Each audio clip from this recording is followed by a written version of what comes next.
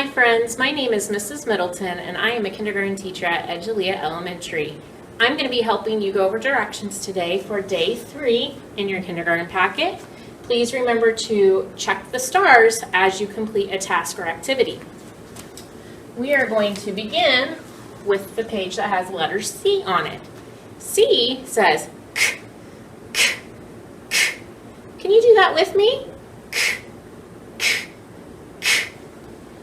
For capital C, we're going to take our pencils and we are going to start at the star. Whenever we're writing letters, we always want to go top to bottom.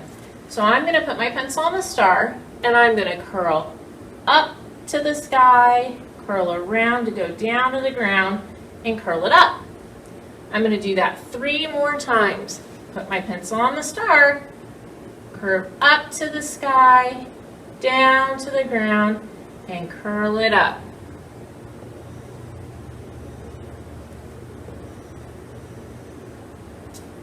Now, the nice thing about C is that lowercase c is the exact same way. It's just smaller.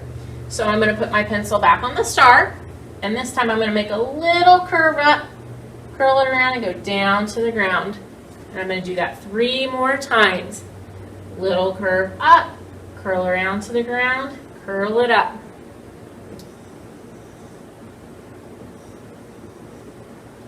Now we have some lines, and instead of a star, they've put a dot. So for the first line, we're going to do capital C, the big C. We're going to start by curling up to this top line. I like to call that the sky. Down to this bottom line, the dark black bottom line that looks like the ground. So we're going to curl up to the sky, curve around, down to the ground, and curl it up. We're going to do that 4 more times. Start at the dot, curl up to the sky, curve down to the ground, and curl it up.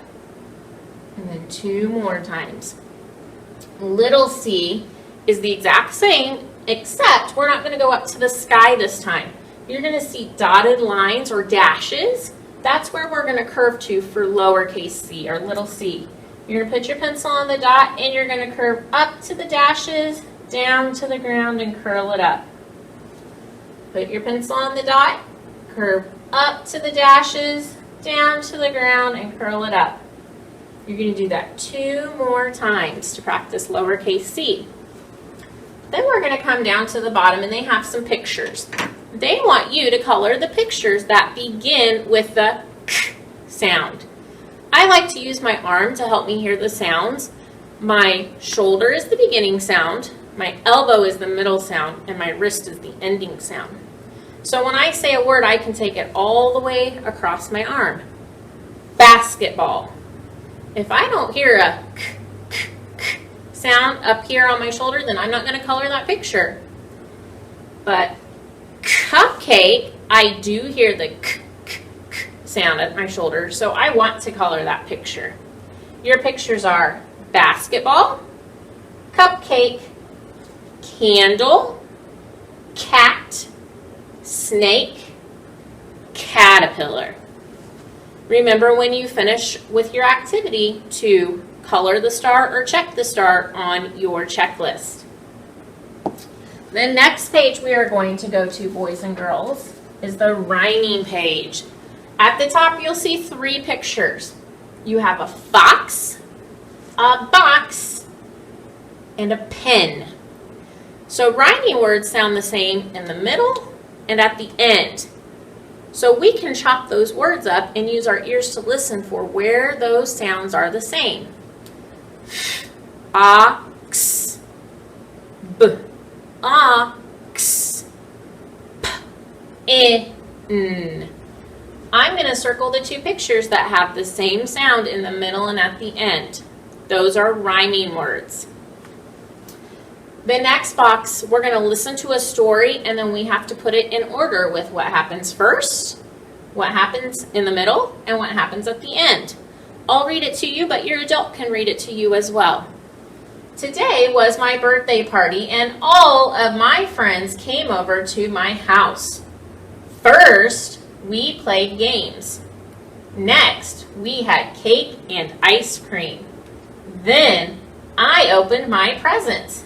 It was a fun birthday.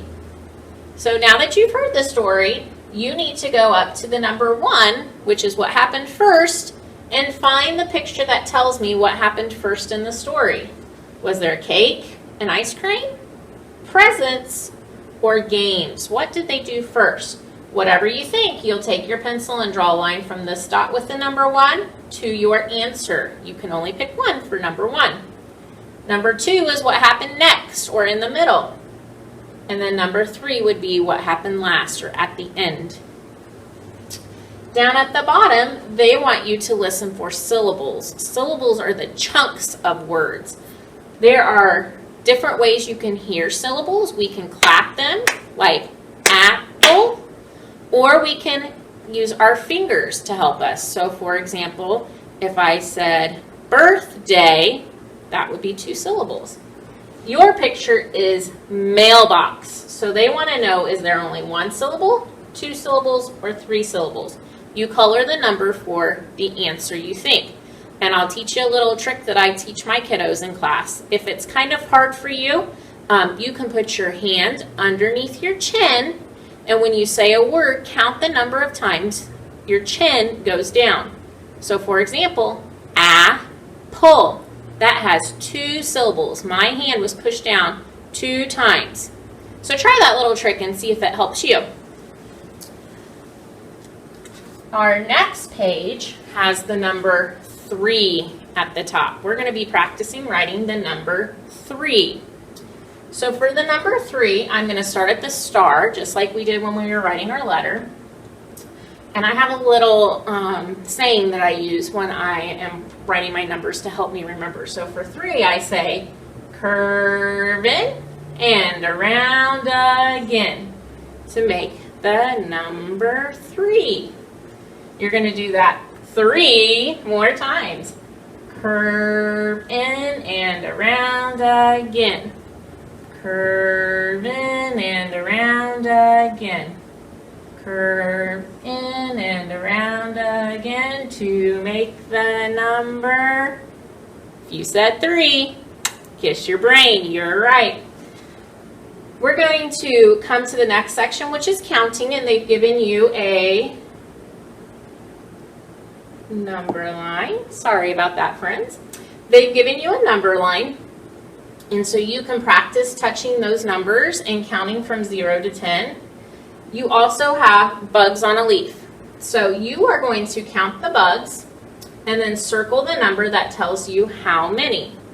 A trick I teach my kiddos is when there are lots of objects to count, I put a little check as I count them so I know that I've already counted that. So for example, I would do 1, 2, 3, 4, 5, 6, 7, 8, 9. And if we don't know which number is 9, we can use our number line. 0, 1, 2, 3, 4, 5, 6, 7, 8, 9. And you can circle the number to match. You're going to do the same thing on the second leaf and circle which number tells you how many. Down at the bottom, we have some shapes. We have a circle, a rectangle, and a circle. They want you to trace the 2 shapes that are the same. So the ones that match or look alike. Okay, don't forget to mark the star on your checklist when you finish that activity. Our next activity is scissor practice. So the other day, Ms. Scrub taught you guys how to hold your scissors. Remember, we want our thumb on top. So I always say give a thumbs up. And in your scissors, your thumb is going to go on that small hole on top and then 2 fingers down at the bottom. And you're going to cut, cut, cut. For zigzag lines, it's kind of tricky. Friends want to turn their hands with their scissors. My tip for you would be to turn your paper as you're cutting. So you're going to cut on those dotted lines, and you can cut all the way across till you get to the end. And then you have a few more chances to practice. Okay, so remember, thumb on top, open and shut, open and shut. That's the way we cut, cut, cut. And please make sure we're only cutting on paper. And our last task is some more fine motor practice, friends. So, fine motor again is to help those little muscles in your finger. So, we are going to be tracing some big curves and some little curves like we practiced doing with the letter C. That's going to help you a lot with those letter C's. So, you're going to start at the start and you're going to do your very best to keep your pencil on the dotted lines. So, you're going to curve down and try to make that pencil stay right on those dotted lines. You're going to have 2 more big curves to practice, and then they have a little curve for you. So doing your very best to keep your pencil on those dashes. And you're going to practice that 2 more times. Then we're going to try some diagonal lines, because some lines, when we go to make certain letters, aren't just up and down or straight across. They go at a slant or a diagonal. So we want to practice having our fingers make really nice diagonal lines. So again, just start at the start and practice keeping your pencil right on those dashes. You're going to do that 2 more times. And then at the bottom, they want you to draw a line to match the objects that are the same. So you have a school bus and a crown box. So you're going to draw a line from this dot over to one of these dots that have the same picture. So if this is a school bus on this side, you need to find its match, something that's the same. All right, boys and girls, that's it for our workbook activities. But I have one more tip that I would like to help you with. And to do that, we're going to flip around and I'm going to show you what we call a sit spot in my room, or a carpet square. You may hear it in some other classrooms, and how to sit crisscross applesauce. Some teachers may call it pretzel sitting as well.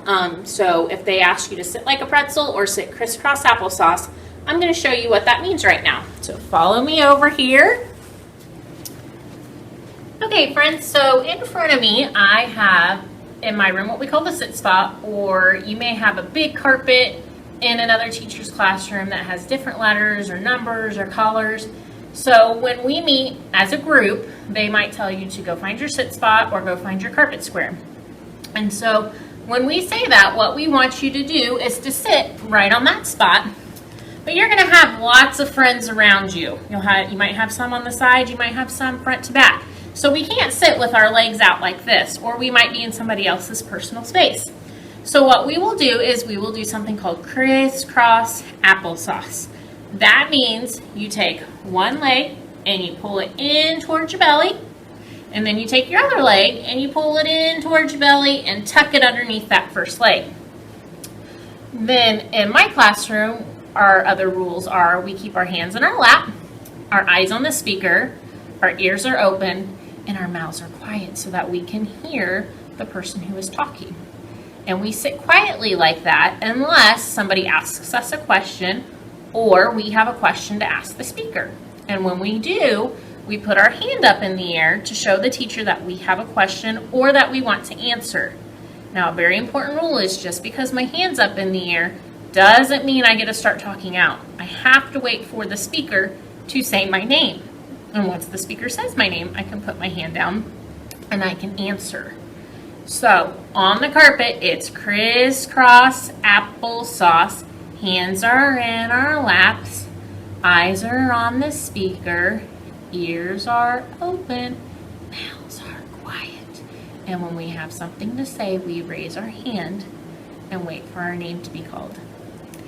Thank you for joining today, friends. I hope you have a great rest of the day, and I'll see you next time. Bye.